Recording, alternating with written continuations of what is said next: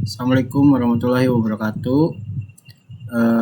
Perkenalkan, nama saya Fajar Yanto. Di sini saya akan mempresentasikan tentang manajemen portofolio dan evaluasi yang bertema prioritas investasi. Untuk judul saya mengambil mengelola keseimbangan antara proyek inovasi digital dan pemeliharaan sistem warisan atau legacy. Baik, selanjutnya konsep dasar manajemen portofolio. Di sini ada 3, yaitu mengelola seluruh investasi TI agar selaras dengan strategi bisnis. Maksudnya di sini adalah memastikan bahwa setiap proyek atau sistem TI yang dijalankan memberikan nilai bagi organisasi. Jadi bukan hanya soal teknologi yang canggih, tapi apakah teknologi tersebut memang dibutuhkan dan berdampak nyata. Untuk yang pertama, manajemen portofolio membantu menyelaras investasi dan TI strategi bisnis. Artinya setiap pengeluaran untuk TI harus punya kontribusi yang jelas terhadap tujuan organisasi. Kemudian untuk yang kedua, pendekatan ini menyeimbangkan antara risiko, biaya dan manfaat. Tidak semua proyek TI harus besar atau mahal. Yang penting adalah risikonya terkendali dan manfaatnya sebanding dengan biaya yang dikeluarkan. Kemudian yang terakhir, fokusnya pada prioritas dan alokasi sumber daya. Artinya dengan sumber daya yang terbatas, organisasi bisa menentukan proyek mana yang paling penting untuk dijalankan terlebih dahulu. Jadi melalui manajemen portofolio TI, organisasi bisa mengambil keputusan lebih terarah, efisien, dan strategis dalam pengelolaan teknologi informasi. Next. Kemudian di sini ada inovasi dan legasi. Jadi perbedaannya itu adalah legasi dan inovasi berfokus pada penciptaan nilai baru dan peningkatan daya saing seperti AI, otomasi, mobile apps, tetapi biayanya lebih besar dan risikonya lebih tinggi. Sementara itu untuk legasi berfokus pada pemeliharaan sistem dan tetap stabil yang sudah ada agar tetap stabil dan mendukung operasional harian dengan biaya rutin dan risiko yang lebih rendah. Intinya, organisasi perlu menyeimbangkan antara inovasi dan legasi agar bisnis tetap berjalan sekaligus berkembang. Kemudian di sini saya mengambil contoh studi kasus PT Mega Tekni Indonesia. Di sini PT Megatek Indonesia menggunakan sistem inventory legacy yang sudah berumur 10 tahun. Sistem ini masih bekerja, tapi yang pertama itu sering lambat. Untuk yang kedua, sulit terintegrasi dengan aplikasi baru dan maintenance-nya semakin mahal.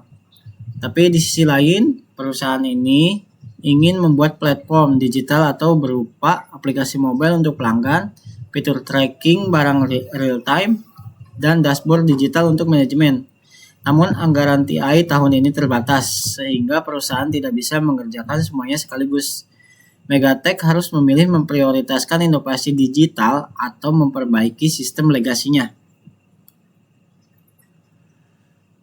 Di sini pertanyaan studi kasusnya itu adalah yang pertama, apa masalah utama Megatek terkait manajemen portofolio? Untuk yang kedua, mana yang harus diprioritaskan dan inovasi digital atau perbaikan legacy. Kemudian yang ketiga, mengapa keputusan tersebut harus dipilih? Next. Jadi, di sini jawabannya untuk yang pertama itu, masalah utama Megatek kesulitan menyeimbangkan anggaran antara proyek inovasi digital dan pemeliharaan sistem legacy yang masih dipakai untuk operasi.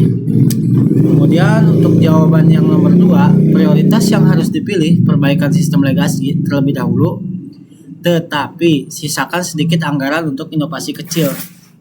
Dan untuk yang ketiga, alasan atau pembahasannya di sini sistem legacy masih menjadi inti operasional sehingga dibiarkan rusak.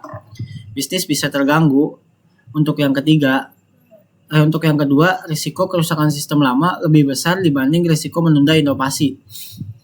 Kemudian untuk yang ketiga, inovasi tetap perlu, tetapi bisa dimulai dari fitur kecil atau prototype.